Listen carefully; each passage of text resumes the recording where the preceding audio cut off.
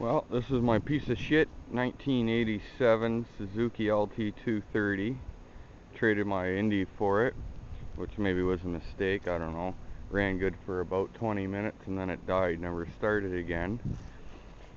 As you can see, the Suzuki has got a Honda engine in it, the 5-speed semi-automatic. But right now it's having problems. I don't know, the guy put in a new cam, he said. And obviously he fucked something up because there's like a sleeve on the opposite end of this that holds this level. But if you pull it over, you can see that thing goes up and down. Like right now it sits freely. If you pull the engine a little more, it smashes on there. And then if you pull it, it drops down again. But anyways, it won't tell it when to spark. Every now and then I can get a sputter, but I don't know, it probably won't start for us.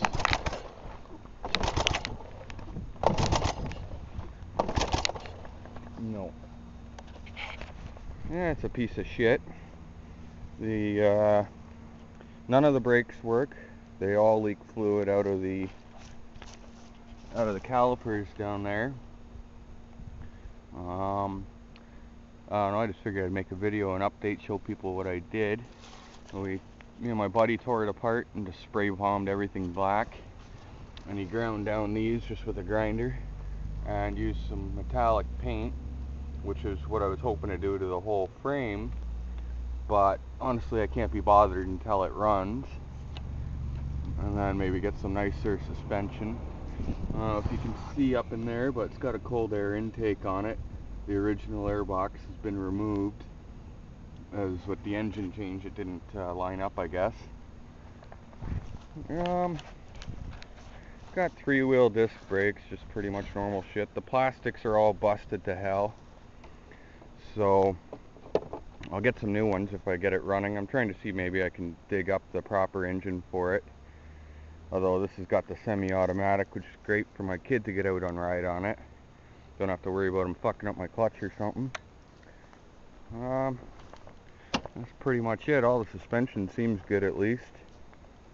Everything's alright except for the other guy had cut the frame and welded in this piece here, which he had only had 2 shitty tack welds, so I got it welded like a lot better, top and bottom, like all the way around, to make it strong. That shit shouldn't break, which is good. I cleaned up the engine a bit. It was all caked in grease and shit. Oven cleaner works pretty damn well, actually. Cleaned up the carb. Was hoping that was the problem before I discovered what it really was. I don't know. Nothing works, so the brakes don't work.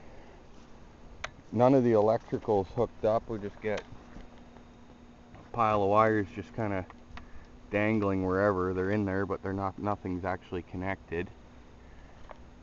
Does have a starter, electric starter. Right now it's out because I had the engine out and it was a bitch to get out with it on there, so I took that off. But anyhow, once I had this all opened up, I saw that there was actually no starter gears for it. For whatever reason, the fucking idiot took the gears. I don't know what he did with them, but so I don't get an electric starter unless I can find the gears for it.